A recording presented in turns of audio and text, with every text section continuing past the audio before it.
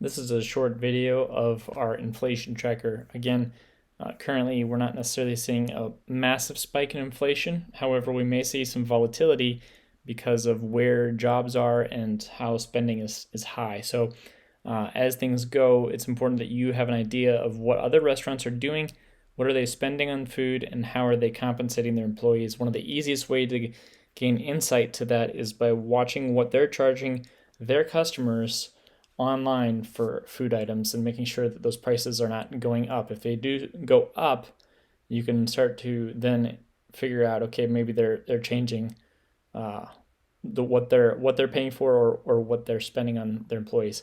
First thing you're going to want to do is make a copy. The link that I shared with you, you can't edit. It's only for you to see. But you can do this easily by either making a copy, which will make a copy in Google Sheets, or download as Microsoft Excel. Okay.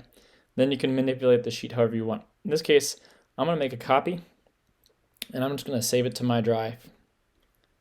Okay. Excellent. So it takes a second for it to populate here, but it's the exact same spreadsheet that we shared with you. All of the data in here is dummy data right now, so you're not actually seeing real data, of course. This is all made up.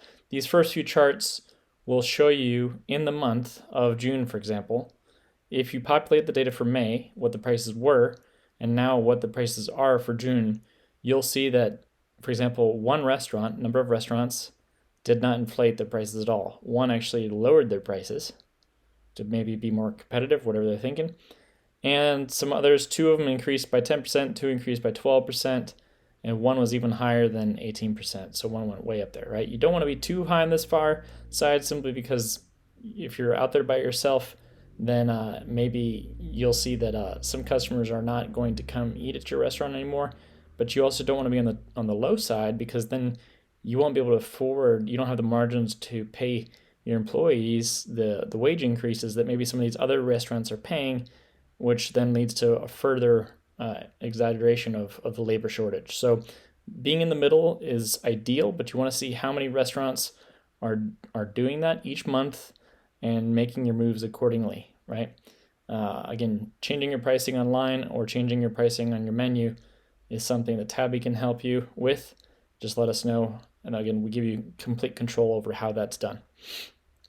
So down here, you can see all the months. You'll see 12-month charts that'll continuously populate as you populate data that give you that further analysis. These two will actually be blank until you have a complete 12 months of data.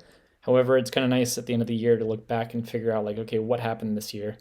And keep doing this until you see that things are not inflating. Common inflation rates are around 2% per year. So anything over that is out of the normal, okay? All right, so when we're looking at the data, this is just simply the raw data. All of this data on the first page is populated from these other tabs. On each of these tabs, we have different restaurants that you're going to be tracking, and that's how this sheet is populated, okay? So if data is not in these charts, then you won't see that information. So let's go to restaurant 1. In this restaurant 1, I'm going to rename this.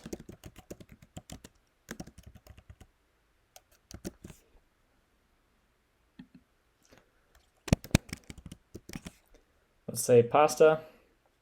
First of all, you need to clear out all the data that's in these cells because it's not accurate. Okay.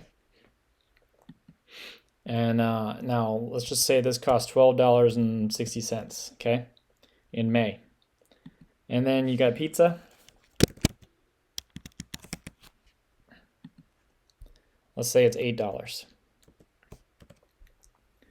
Okay, so the first month goes by. Again, you're not going to track anything because it's just your first point of data.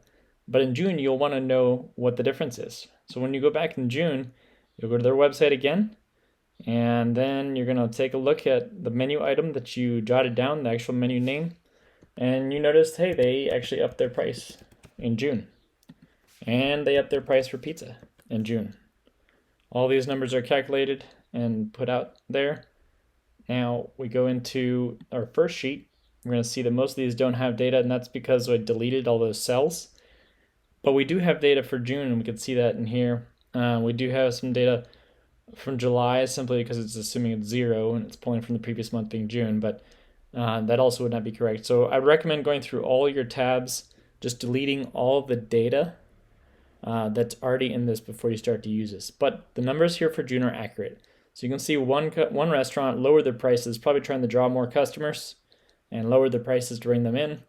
These other restaurants increased by 10 to 16%. Maybe you want to fall somewhere in between that 12 to 16% increase in your prices as well, since you saw that spike in their restaurants month over month, right? Now, again, find several menu items, figure out if it's just one thing, let's say steak, that's inflating, then you know it's usually a food cost thing. But if you see everything inflate, then most likely they're doing that to be able to afford increases in pay wages for their employees. And again, that can impact your ability to hire. So all of this data is just populated, made easy to access. If we can help you create a digital menu for your restaurant that you can update without us having to be involved, you just update it on yourself, or if we can help you with restaurant efficiency, that is what we do. Thanks again for watching. Have a good one.